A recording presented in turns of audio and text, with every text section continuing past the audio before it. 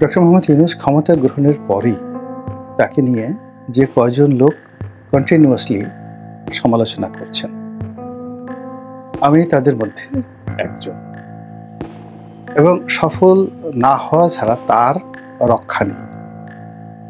তিনি এবং তার যারা আত্মীয় স্বজন, তার যারা লোকজন, এমনকি গ্রামীণ ব্যাংকের একটা পিয়ন, ড্রাইভার, দারোয়ান থেকে শুরু করে গ্রামীণ ফোনের সকল কর্তা কর্মচারী এবং তার এই উপদেষ্টা মণ্ডলী এবং তাকে সমর্থনকারী যে সমস্ত লোকজন রয়েছেন বিশ্বাস করেন এ সকল মানুষের কারোর পিঠের চামড়া থাকবে যদি উনি ব্যর্থ হন।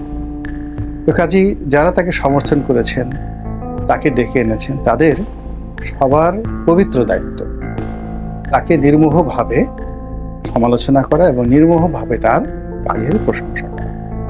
তো সেই প্রশংসা করাগুলো যা তাকে ইন্সপায়ার্ড করবে, একই সঙ্গে তার সমালোচনা যদি করা হয় মান সম্মান সহকারে, যেন তিনি হতাশ না হয়ে সতর্ক হয়ে পড়েন। আমি সাধ্যমতো চেষ্টা করেছি তাকে অশ্রাব্য, তারপরে যে আমি শেখ হাসিনাকে নিয়ে যে সকল কথা বলেছি তার 100 ভাগের 1 ভাগ কথাও কিন্তু তাকে নিয়ে বলিনি, কিংবা অতীতে তারেক রহমান সাহেবকে নিয়ে, বেগম খালেদা জিয়াকে নিয়ে, বিএনপিকে নিয়ে যে কথাগুলো বলেছি, এখনো যে কথাগুলো বলি ওইরকম ভাষায় কিন্তু আমি আসলে তাকে নিয়ে কখনো বলিনি।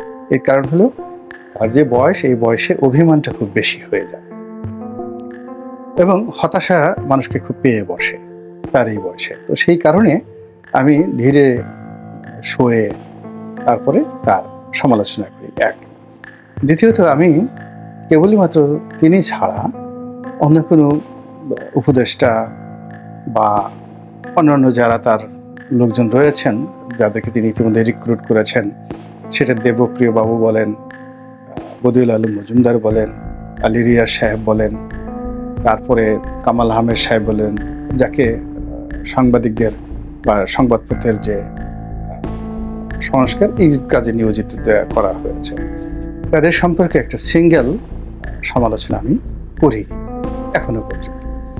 তারপর যারা উপদেষ্টা রূপে রয়েছেন, নাহিদ রয়েছেন, তারপরে নাহিদের সঙ্গে আর একজন আছেন, তো তাদের সম্পর্কে আমি খুব কথা বলিনি। এর কারণ হলো ওনারা সবাই আমার যে জ্যেষ্ঠ সন্তান তার চেয়ে 3-4 বছরের ছোট। তো কাজেই ওই চেয়ারে বসে আছেন, আমি কেবলই তাদের চেহারার মধ্যে আমার সন্তানের প্রতিচ্ছবি দেখি। তো যার জন্য তাকে নিয়ে কি সমালোচনা করব। বাইরে যারা আছেন সমন্বয়কদের মধ্যে যারা সিনিয়র, বিশেষ করে উমামা আছেন, তারপরে সার্জিস আছেন, এখন তারপরে আর একজন ভদ্রলোক আছেন, আমি বারবার শুধু তার নামটা মনে করতে পারি না। এই সময়টাতে তাকে নিয়ে অনেকেই সমালোচনা করেন। পরে জানলাম যে তিনি আমার নির্বাচনী এলাকায় বিয়ে করেছেন। তো এই ভদ্রলোকদের সম্পর্কে, এরা আমার সন্তানের বয়সী, তাদেরকে আমি এখন পর্যন্ত কোনো সমালোচনা করিনি এবং তাদের কোনো নেগেটিভ কথাবার্তা আমি শুনি না, কখনোই শুনি না। এর কারণ হলো যে আমার জীবন ব্যক্তিগতভাবে একেবারে গত 15টি বছরের মধ্যে 10টি বছর রীতিমতো জাহান্নামের মধ্যে ছিল।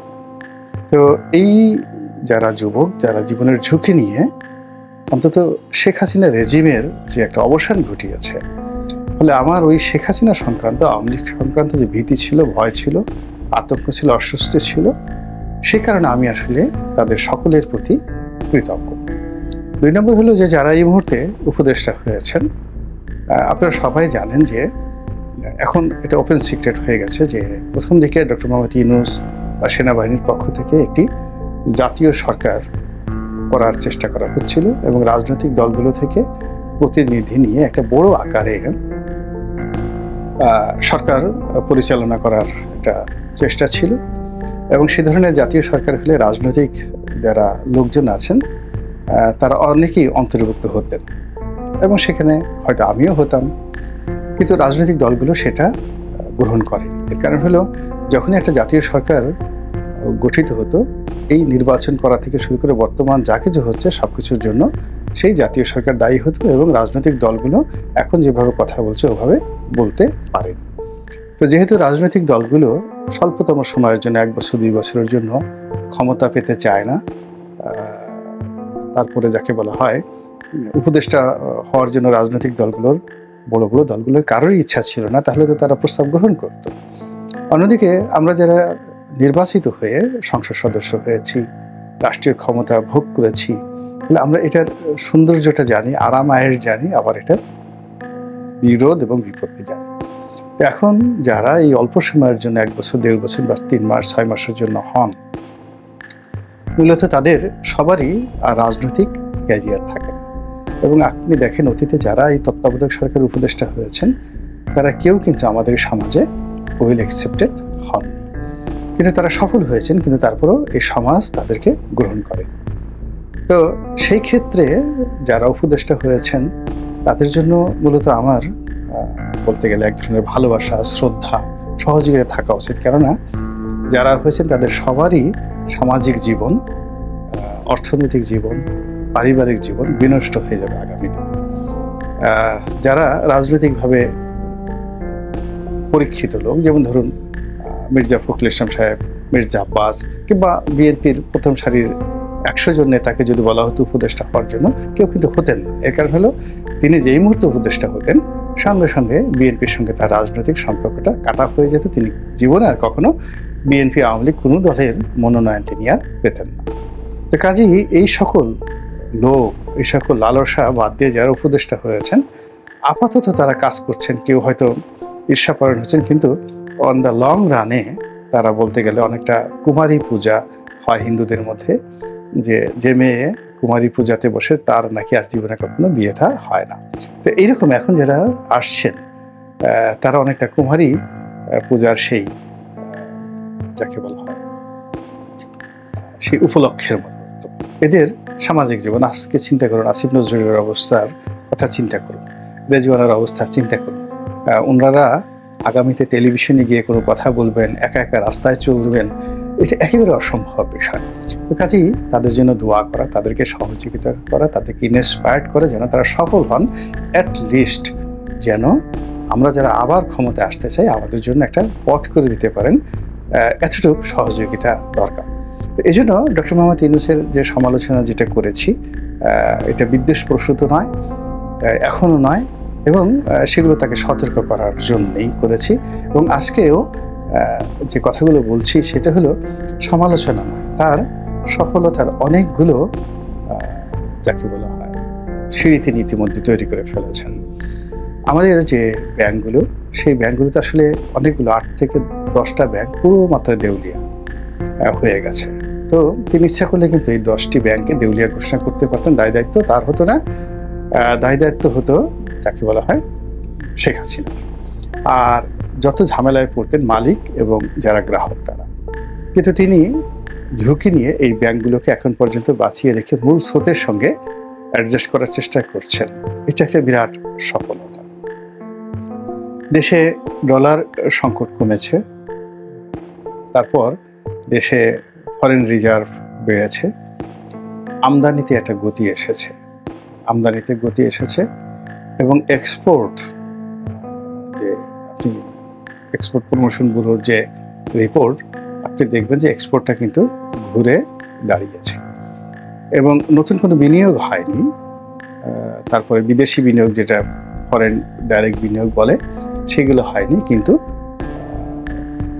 তারপরে এক্সপোর্ট বেড়েছে, আমদানিও বেড়েছে। আয়করের অবস্থা ভালো না, এটা সত্য, এটাও হয়তো ঠিক হয়ে যাবে।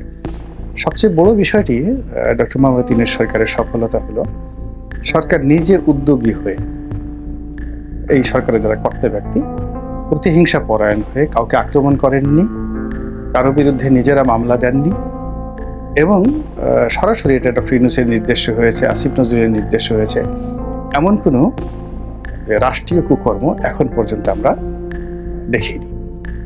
যেগুলো মামলা মোকদ্দমা হয়েছে এর সবই রাজনৈতিক, এবং এর সঙ্গে রাজনৈতিক পান্ডা, গুন্ডা, বদমাইশ লোকজন জড়িত, এবং ওটা নিয়ন্ত্রণ করার ক্ষমতা ডক্টর ইউনূস দূরের কথা, ওখানে নেপোলিয়ন বোনাপার্ট আসলেও এই অল্প সময়ের মধ্যে সেটা সম্ভব ছিল না। তো এই যে সরকার এখনো পর্যন্ত প্রতিহিংসা পরায়ণ হননি, কিংবা ডক্টর মোহাম্মদ ইউনূস নিজে ক্ষতিগ্রস্ত হয়েছেন, সেই ক্ষতির জন্য তিনি ঠিক ওইভাবে শেখ হাসিনা যেভাবে আক্রমণাত্মক ভাষায় কথা বলতেন, তো সেইভাবে তিনি এখন পর্যন্ত কথা বলেন। এগুলো খুবই প্রশংসার দাবিদার। এরপর হলো সরকার যেটা করছে সেটা হলো পাবলিক সেন্টিমেন্টকে কিন্তু তারা পাত্তা দেওয়ার চেষ্টা করছে।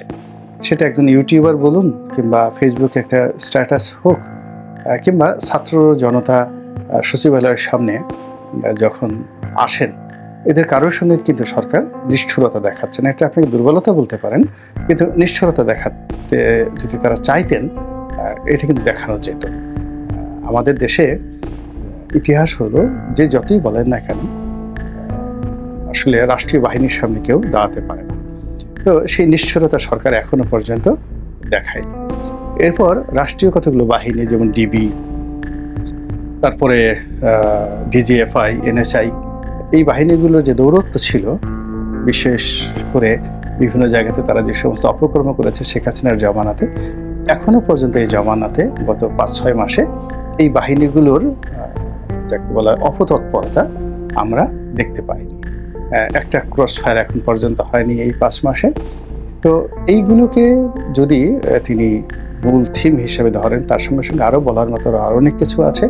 শুধুমাত্র আইন শৃঙ্খলা রক্ষা করা এবং নব্য চাঁদাবাজদের, বেশি না, সারা বাংলাদেশে ৪-৫০০ লোককে যদি অ্যারেস্ট করা হয়, একটু যাকে বলা হয় শাস্তি দেওয়া হয়, আমার মনে হয় ডক্টর মোহাম্মদ ইউনূসের যে ভাবমূর্তি, সেই ভাবমূর্তিটা রাতারাতি ১৮০ ডিগ্রি অ্যাঙ্গেলে ঘুরে যাবে। অর্থাৎ এখন তাকে সবাই যেভাবে দুলাভাই মনে করছেন, মামা মনে করছেন, তাকে খুব চিপ মনে করছেন, তার তো কিছু করার দরকার নেই। আলটিমেটলি বাংলাদেশের ৪০০ বা ৫০০টি উপজেলা বা ৬৪টি জেলা, প্রত্যেকটা উপজেলা এবং জেলাতে অন্ততপক্ষে ৪ থেকে ৫ জন লোক ইতিমধ্যে গণধিকৃত হয়ে গেছেন গত ৫ মাসে, নতুন বা নিউ, এবং এদের যন্ত্রণায় মানুষ অস্থির হয়ে গেছে। এবং এই মানুষগুলোকে যদি তিনি গ্রেপ্তার করেন, সেনাবাহিনী দিয়ে, পুলিশ দিয়ে যদি গ্রেপ্তার করেন, এবং ২-৪ জন শুধু না, অন্ততপক্ষে কয়েকশোর অবস্থা এমন হয়ে গেছে যাদেরকে ক্রস ফায়ার দিলে এলাকাতে মিষ্টি বিতরণ হবে, শুধুমাত্র এই কাজগুলো যদি তিনি এই মুহূর্তে করেন, তাহলে সত্যিকার অর্থে তিনি যে একটা ভালো নির্বাচন করতে পারবেন, সেই নির্বাচনের পথ আরও ক্লিয়ার হবে, বিএনপিও খুশি হবে। কিন্তু তিনি যদি সেটা না করে নির্বাক থাকেন এবং বেশি ভালো মানুষ হওয়ার চেষ্টা করেন এবং যাকে বলা হয় ভাগবার জন্য পথ খুঁজেন, পালানোর জন্য পথ খুঁজেন, তাড়াতাড়ি চলে যাওয়ার জন্য ওসিলা খুঁজেন, আলটিমেটলি তিনি যেতে তো পারবেনই না, তার সঙ্গে যারা যারা আছেন তাদের কারোরই পিঠের চামড়া থাকবে না।